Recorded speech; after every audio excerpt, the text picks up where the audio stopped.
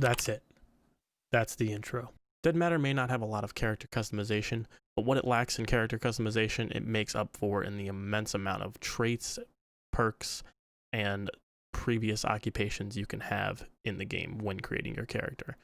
What we're going to do today is we're going to go ahead and discuss what these traits, perks, and occupations are, as well as what you're going to need to do to survive the world of Dead Matter. Character customization and creation are definitely going to be in the game, although the customization is not going to be very high in the differentiating character department.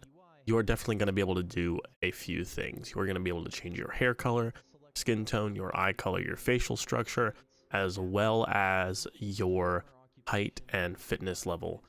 The big thing about your character creation is going to be your previous occupation and the traits that you have as a whole. So what you will see here is that we have the ability to choose a previous occupation. And what that means is that depending upon your previous occupation, whether it be unemployment, a medical professional, a construction worker, you will get specific buffs that you would have in your previous trade before the pandemic that will help you post-pandemic. So a medical professional would probably get a higher medical know-how. And what I mean by that, essentially, is if you are going to craft medicine as a medical professional, you have a higher skill ceiling at the beginning of the server rather than most other characters that maybe went into a park ranger or a construction or builder type of role. So although you have the set of skills that allow you to survive medically, you might not have the skills that a builder would have, probably higher fortification and knowing farther down the line crafted materials that would help them survive and build up their base. So obviously having traits is going to be important as well. These are actually separate from your previous occupation. These traits do have some buffs, but they also have some debuffs. There is one trait, I think it's called Afraid of the Dark. If I can find it, I'll put it right here. But I think, if off the top of my head, it makes it so that you run faster at night, but you're also slower during the day. So I would assume that most of these you will see have some buffs and some debuffs. So definitely make sure you choose those wisely, as well as make sure that they are not an inconvenience to your team if you are playing in a team setting. Your character survival is your #1 priority. There are many things that you're going to need to keep track of, but some of the more important things are your food and water, as well as body temperature. During this, you will see that there are seasons in the clip that I am now showing you. During these seasons, the temperature will affect how your character carries themselves. For example, if you do not have gloves on in the wintertime, your weapon handling will be affected. If you do not have shoes on your feet during the wintertime, your running speed, as well as probably the level at which your body regulates heat, is probably decreased. So you definitely want to make sure that you are finding these throughout the year.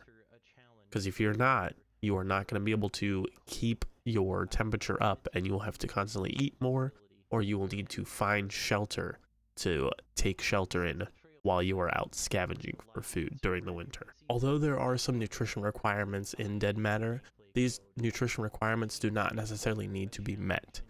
If they are not met, there's no debuff for your character or the way that you can play.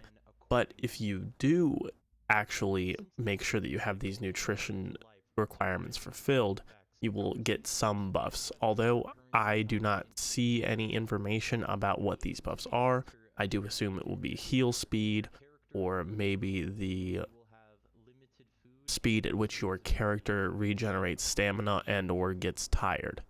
But definitely make sure that you are planning accordingly. The next thing I want to talk about for character creation and design is going to be your gear and inventory. So what you can pretty much expect to have when you start is going to be your tool belt, which holds specific items that you don't lose upon death unless you are a hardcore server. And by hardcore server, that means you lose everything.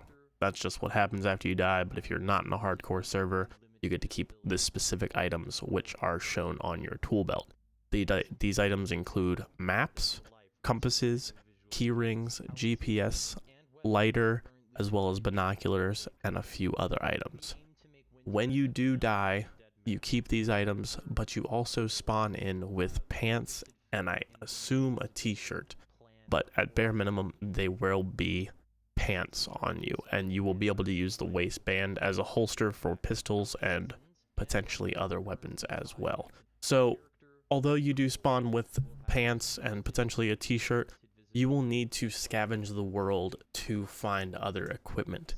You will need to find protective armors, helmets, as well as the added ability to carry more weight and other items.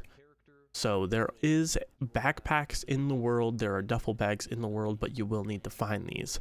These do have their own buffs to equipment. So say you found a armored rig and you've placed items within this armored rig. If you were to take those items out and put them in maybe your pockets and or your backpack, those would actually have different weights because the weight is distributed differently.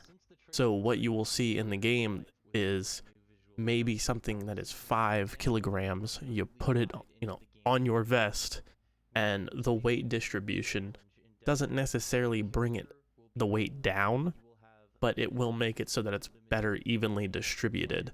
So I don't think that there's going to be any Death Stranding, oh, you're too top heavy, but I assume that it will definitely make it so your character probably does not tire as fast if you have this weight distributed correctly.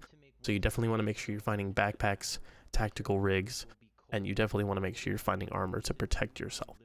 There is something that is very unique to Dead Matter, and they're adding it to the game, and it's already in the game. It is the unique ability that your backpack and other items that do have carrying slots have the ability to be damaged. And the thing that I like about this is that these can be repaired, but if you have a hole in your backpack and you were to put a 1-slot item, like IRL, essentially, say you had a backpack and there was a hole in the bottom of it, and you put a small item in there, it's probably going to fall out. So that's how these dead cells act. I don't think necessarily anything falls out when you are shot, but I would assume that these items do get rearranged, or if these items are in these cells at the time, they could potentially just go bad right off the bat if it is a food item, or a healing item, or even a, drink. So I think that'd be pretty cool, but that is just me. But these are definitely some of the things that we are going to be experiencing in Dead Matter. They also have sewing kits to be able to repair those dead cells, but I think overall it is definitely a good design. I do want to thank you guys for watching. That is the end of the video. We are definitely going to be covering shelter and fortification in our next Dead Matter video. Again, thank you for watching. Please like, share, and don't forget to clap those cheeks to make sure you're subscribed to the channel. I will see you on the next one.